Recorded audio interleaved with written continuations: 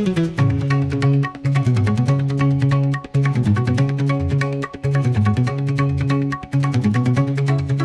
Prasad viewers அனைவருக்கும் வணக்கம். நீங்கள் இன்னும் நம்ம சேனலை சப்ஸ்கிரைப் பண்ணலன்னா இப்போவே சப்ஸ்கிரைப் பண்ணிக்கோங்க.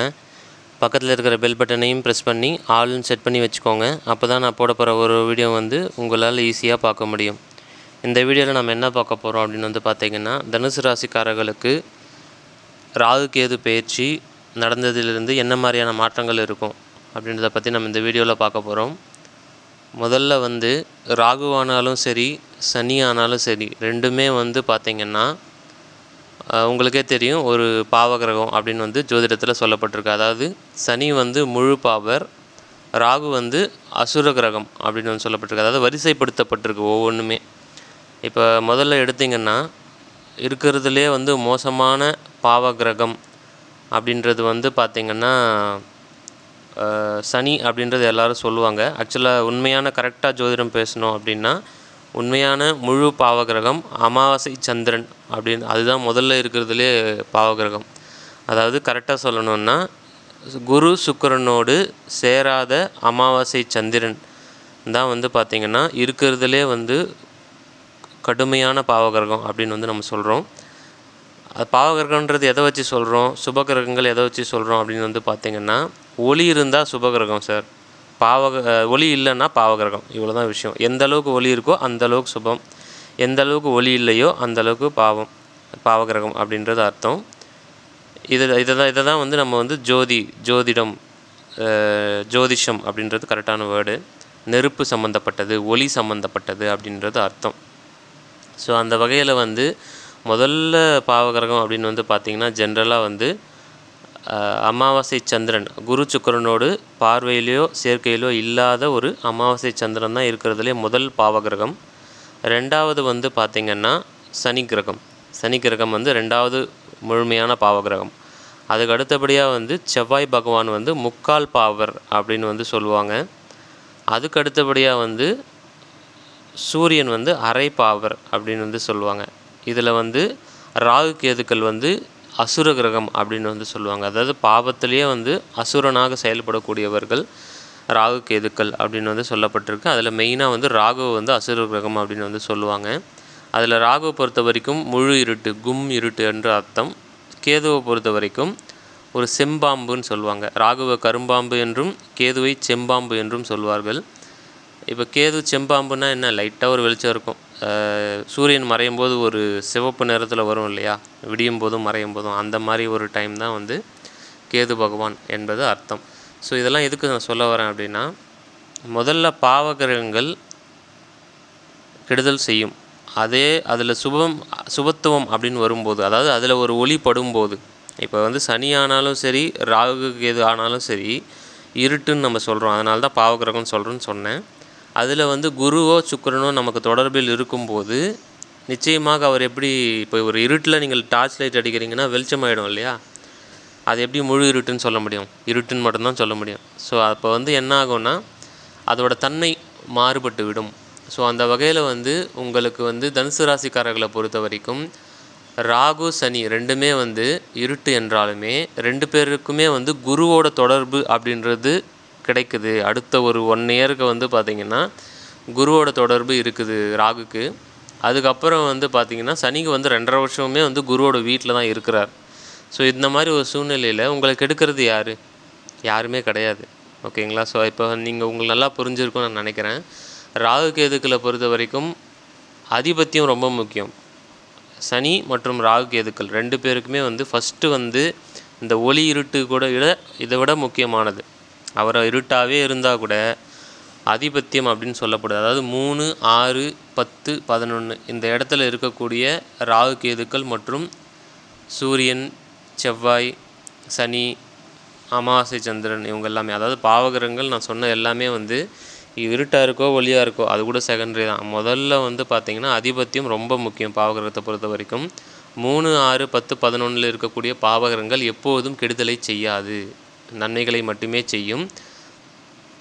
அப்படியே கெடுக்கும் நிலையில் ஒரு சில ஜாதகத்தில் இருந்தாலும் கெடுத்தாலும் கூட சேர்ந்து நன்மையும் சேர்த்து செய்யும். மொத்தமாக முடிச்சு விடணுன்னெலாம் பார்க்காது. ஸோ அப்படி இருக்கும்போது 3ஆம் இடத்தில் இருக்கக்கூடிய ராகுவினால் உங்களுக்கு கெடுதல்கள் எதுவும் இல்லை. இது முதல்லயே. இதில் குரு பார்வை வேறு. 7ஆம் இடத்திலிருந்து குரு வந்து தன்னுடைய 9ஆம் பார்வையாக ராகுவையும் பார்த்து சுபத்துவப்படுத்துகிறார். அந்த இருட்டில் ஒளியை வந்து செலுத்தார். குருவோட ஒளி அப்படின்றது வந்து பார்த்திங்கன்னா ஒரு மஞ்சள் கலர் ஒளி. அந்த அருமையான ஒளி வந்து ராகுவின் மீது விழுவதால் உங்களுக்கு எல்லாருக்குமே வந்து ராகுவினால் நல்ல பலன்கள் கிடைக்கக்கூடிய ஒரு அமைப்பு. லாட்ரி சீட்டில் அதிர்ஷ்டம் அடைகிறது. ஸோ அந்த மாதிரி நிறைய பலன்கள் இருக்குது. ராகுகேது பொறுத்த வரைக்கும் ராகு சப்போர்ட் அப்படின்றது இருந்ததுன்னா உடம்பே பலமாக இருக்கும். 1000 யானைகளின் பலம் வந்து கிடைக்கும் அப்படின்னு வந்து சொல்லப்பட்டிருக்கு. ஸோ ராகுவை பொறுத்த வரைக்கும் ரொம்ப நல்லா இருக்குது. சரிங்க சார், சனினால் கெடுபலன்கள் இல்லையா அப்படின்னு வந்து கேட்டிங்கன்னா, சனி வந்து 4ஆம் இடத்தில் இருக்கிறது அப்படின்றது வந்து உங்களுக்கு வந்து ஒரு 70% ஓகே தான்.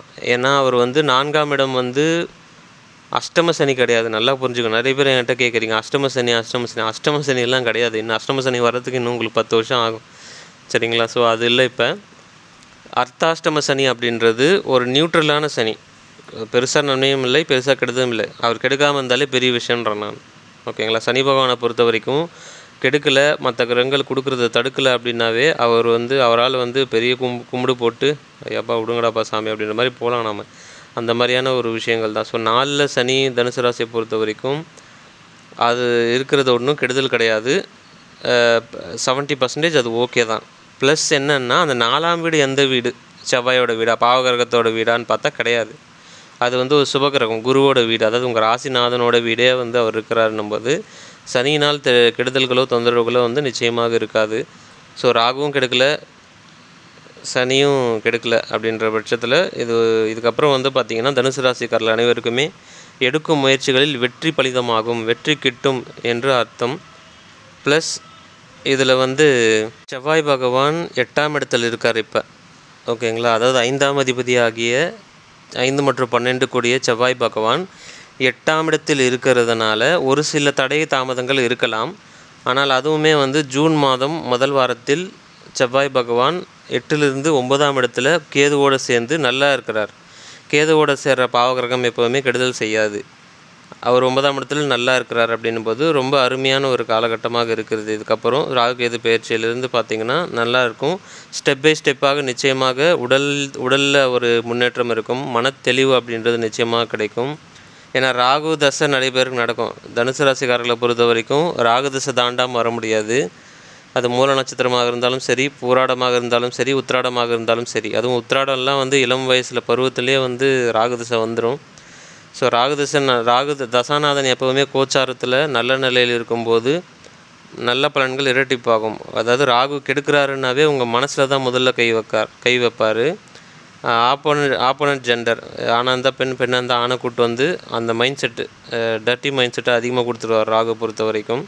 மற்ற தசாக்காரங்களுக்கு இது புரியாது. ஸோ இப்படிலாம் தான் பண்ணி கெடுக்கக்கூடிய ஒரு ராகு. அவரே தசாநாதன் கோச்சாரத்தில் நல்ல இடத்துல வரும்போது உங்களுக்கு நிச்சயமாக நிறைய புத்தி தெளிவு அப்படின்றத கொடுப்பார்.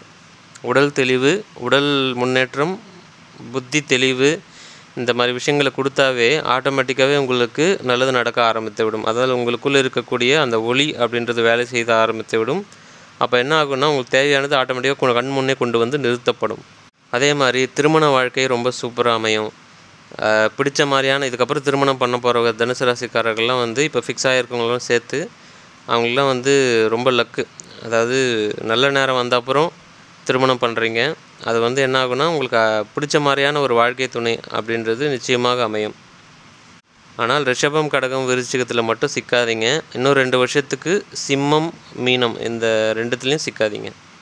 ஏன்னா அவங்களுக்கு வந்து 7 சனி, அஷ்டம சனி அப்படின்றது இருக்குது. ஸோ அந்த 3 ராசி, அந்த 2 ராசி, இந்த 5 ராசியை விட்டு மிச்சத்தக்கத்தில் பாருங்கள், உங்களுக்கு செட் ஆகும். அதே மாதிரி இந்த பலன்கள் எல்லாமே உங்களுக்கு முழுசாக கிடைக்கணும் அப்படின்னாலும் சரி, அதை வந்து நீங்கள் எடுத்துக்க முடியும். அதாவது இப்போ நீங்களும் அதுக்கு ஒத்துசைவாக செயல்படும்போது இன்னும் நல்ல விஷயங்கள் அதிகமாக நடக்கும். 2 தான். ஒன்று உங்களுக்கு ராகு தசை நடக்குதான்னு பாருங்கள். ராகு தசை நடக்குது அப்படின்னா ஒரு உக்ரமான பெண் தெய்வத்தை அந்த ராகு தசை முடிகிற வரைக்குமாவது அட்லீஸ்ட் கண்டிப்பாக பிடிச்சிக்கோங்க. துர்க்கை அம்மனை பிடிச்சிக்கோங்க, இல்லைனா காளி அம்மனை பிடிச்சிக்கோங்க. அதுவே உங்களுக்கு மிகப்பெரிய பலனை தரும். ஏன்னா ராகுக்கு பின்னாடி இருந்து இயக்கிறதே அந்த சக்தி தான். துர்க்கை அம்மன், காளியம்மன், இந்த மாதிரி பிரதி தேவதை, பிரத்யேக தேவதை, அதிதேவதைன்னு சொல்லுவாங்க. ஸோ இந்த மாதிரி பின்னாடி இருந்து இயக்கிறதே அந்த அம்மனோட சக்திகள் தான். அம்மனோட சக்தி உங்களுக்கு இருந்ததுன்னா ராகு தசை ஒன்றுமே பண்ணாது. இது ஒரு சூட்சமம். 2வது வந்து பார்த்திங்கன்னா, இங்கே குரு தான் வந்து அதிகமாக செயல்படுகிறார். இப்போ கோச்சாரத்தில் அடுத்த ஒரு 2 வருஷத்துக்கு பார்த்திங்கன்னா, குரு வந்து ரொம்ப சப்போர்ட் பண்ணுறார். அப்படின்ற பட்சத்தில் ஒரு சித்தர் வழிபாடோ குரு வழிபாடோ தொடர்ந்து ஜீவசமாதி வழிபாடோ தொடர்ந்து பண்ணிட்டு வரீங்க அப்படின்னா பலன்கள் அதிகமாக இருக்கும். இரட்டிப்பு தன்மையில் செயல்படும். நிச்சயமாக ஒரு நல்ல வாழ்க்கை அப்படின்றது நிச்சயமாக அமையும். நல்ல வாழ்க்கைனா என்ன அப்படின்னா, எதிர்பார்ப்பு இல்லாத ரொம்ப நிம்மதியாக போதும்ப்பா, நான் ரொம்ப நிம்மதியாக இருக்கேன்ப்பா அப்படின்ற மாதிரியான ஒரு சூழ்நிலைகளை நிச்சயமாக கொண்டு வரும். உங்களது கேள்விகள் எதாவது இருந்தால் கமெண்ட் செக்ஷனில் பதிவு பண்ணுங்கள். சப்ஸ்கிரைப் பண்ணாமல் பார்க்குற நண்பர்கள் சப்ஸ்கிரைப் பண்ணிக்கோங்க. ஜாதகம் பார்க்க விருப்பப்படுறவங்க வந்து ஸ்க்ரீனில் தெரிய நம்பருக்கு வாட்ஸ்அப் பண்ணுங்கள். நன்றி.